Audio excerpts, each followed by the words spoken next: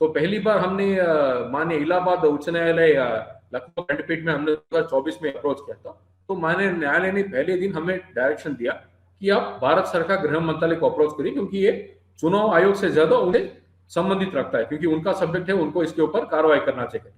तो ये होते ही 24 में एक बार हमने उनको याचिका देके आए थे, और फिर दोबारा 3-4 महीने रुकने के बाद सितंबर 2024 में हमने दोबारा माननीय इलाहाबाद उच्च न्यायालय लखनऊ खंडपीठ को हमने अप्रोच किया।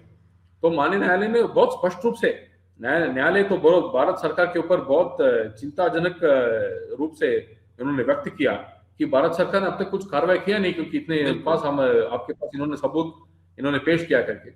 तो दोबारा सितंबर 2024 में माननीय न्यायालय ने आदेश दे दिया कि आप स्पष्ट रूप से इसके ऊपर कार्रवाई करना चालू करिए, और आप अगर चाहे तो ब्रिटिश सरकार को भी लिखिए करके उन्होंने बोल दिया था मौखिक रूप से। तो इसको, ये आदेश के ऊपर माननीय भारत सरकार यूके सरकार से संपर्क करता है। सो यूके सरकार से जब संपर्क करता है, वही समय में हमें कुछ यूके से सरकार से डायरेक्ट कॉन्टैक्ट एस्टेब्लिश होता है, जहां हमें ईमेल के रूप से खबर मिलता है और स्पष्ट रूप से दस्तावेज मिलता है कि राहुल गांधी, वही जो नाम ये यहाँ इस्तेमाल करते हैं भारत में, और जो नाम से यहाँ संसद है, राहुल गांधी, उनका नाम हमारा सिटीजनशिप रिकॉर्ड्स में है करके यूके का जो वीसा से इंफॉर्मेशन, वीसा एंड इमिग्रेशन करके डिवीजन है, जो यूके होम ऑफिस के तहत आता है। जैसा भारत सरकार में गृह मंत्रालय है, होम मिनिस्ट्री, वही ऑन पार में यूके में होम ऑफिस करके उसका होम सेक्रेटरी होता है, वही सबसे वरिष्ठ अधिकारी होते हैं वहां। उन्होंने संपर्क हमारे साथ हासिल करके उन्होंने स्पष्ट रूप से ईमेल भेजा कि ये जो आप नाम राहुल गांधी इनका नाम जिक्र कर रहे हैं, इनका नाम तो हमारा सिटीजनशिप रिकॉर्ड में है करके। तो हमें बहुत खुशी हो गया कि आज 2024 जब चुनाव होने के शायद 3-4 महीने के बाद भी वो जिक्र कर रहे हैं।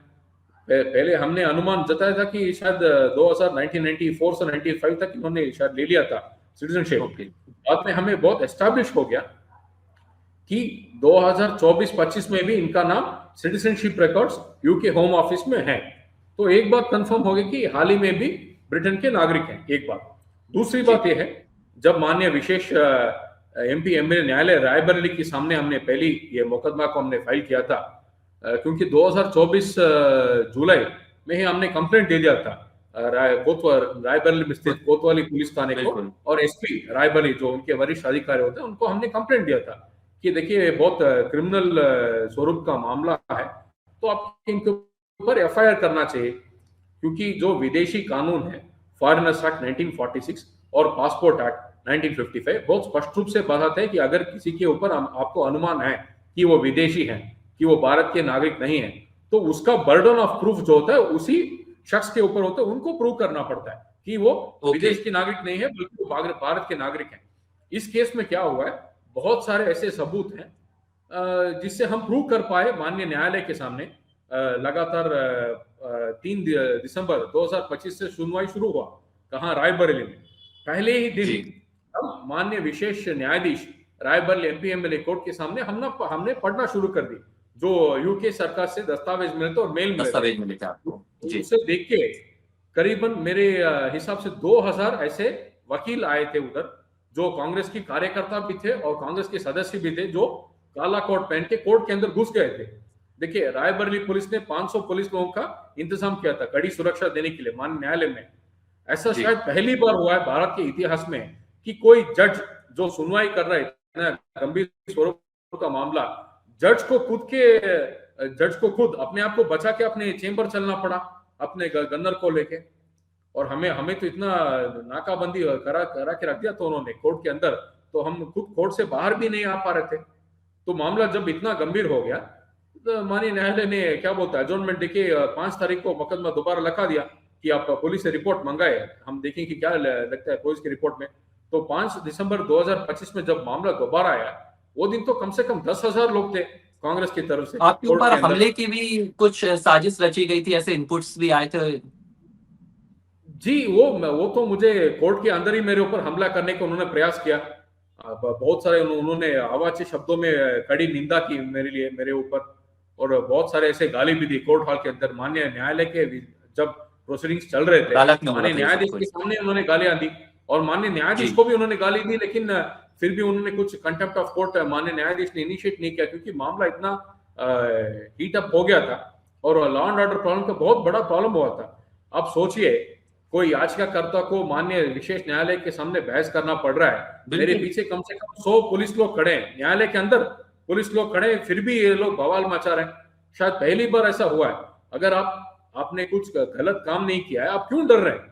मैं सीधा सीधा सवाल पूछना चाहता हूँ माननीय बिल्कुल। राहुल गांधी जी से और उनके समर्थकों से जो रायबरेली में है, जो जो माननीय 28 तारीख के बाद भी दोबारा रायबरेली में आएंगे, क्योंकि मैं उनको पूछना चाहता हूँ, अगर आपका कोई गलती नहीं, आप सीधा सीधा डिनाई करिए कि हम ब्रिटेन के नागरिक हम नहीं हैं। आप बोलने से भी डरते हैं ना। आप जाके दिल्ली में रॉस एवेन्यू कोर्ट के सामने आप बताते हैं कि आप फेलो हैं जज school of business school Cambridge university में, आप वही भी विश्वविद्यालय कैम्ब्रिज यूनिवर्सिटी में भी आप प्रोफेसर के नाते काम कर रहे हैं। सब के सब आपके जो जो दस्तावेज थे, आपके जो ठोस सबूत हैं, आप जहां भी गए, उज्बेकिस्तान गए, आप थाईलैंड गए, आप वियतनाम के नोएबा एयरपोर्ट में गए, आप लंदन के हीथ्रो एयरपोर्ट में गए, सब सबूत जो जो हमारे पास इकट्ठा हमने करके रखा था पिछले 30 महीनों से, सब के सब हमने माननीय विशेष न्यायालय, एमपी एमएलए न्यायालय रायबरेली पहले सौंपा था। उसको देखिए ये बहुत भड़का गए कि इतना ज्यादा सबूत हमारे खिलाफ आ गया कहाँ से आया? जी, इनको पता चल गया कि इनके ऊपर कार्रवाई, सख्त से सख्त कार्रवाई होनी तो है, क्योंकि ये बहुत बड़ा जुर्माना है, जुर्म है, क्रिमिनल ऑफेंस है और कॉग्निजेबल ऑफेंस है कोई कि विदेश नागरिक पिछले 22 साल से भारत के लोकसभा में, संसद में सांसद बन के बैठा है और इतना अच्छा सारा विघ्नेश झूठ जी, फैला है। आप इस मामले में सिर्फ याचिकाकर्ता नहीं रहे, आपने जो लखनऊ एमपी एमएलए कोर्ट में पूरी सुनवाई हुई है, 8 दिनों तक आपने खुद बहस भी की है। करीब मुझे पता चला है कि 20 घंटों की ये पूरी बहस हुई है। तो इस जी बहस के दौरान भी बहुत गहमा गहमी हुई है।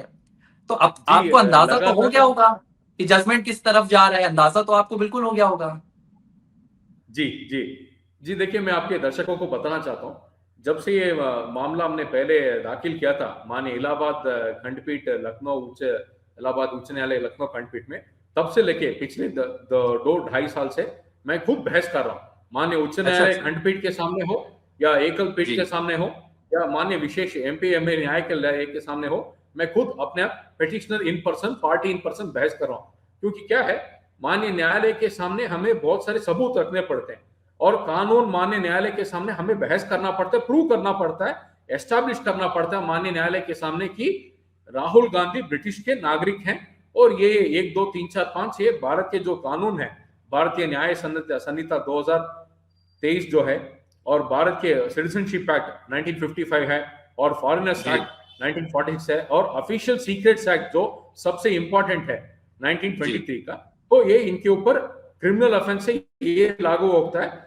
और शायद आपको ये भी जानकर हैरान होगी कि आधार कार्ड को जो ऑफेंसेस है, मेरे वकील हैं श्री विंदेश्वरी पांडे जी जी जो मुझे असिस्ट करते हैं सब कोर्ट में, तो उन्होंने ये भी माननीय न्यायालय के सामने इसको खुलासा किया है कि जो आधार कार्ड एक्ट के ऑफेंसेस आते हैं वो भी अभी राहुल गांधी जी के ऊपर लागू होने वाला है, उसका सब धाराओं के जुर्म।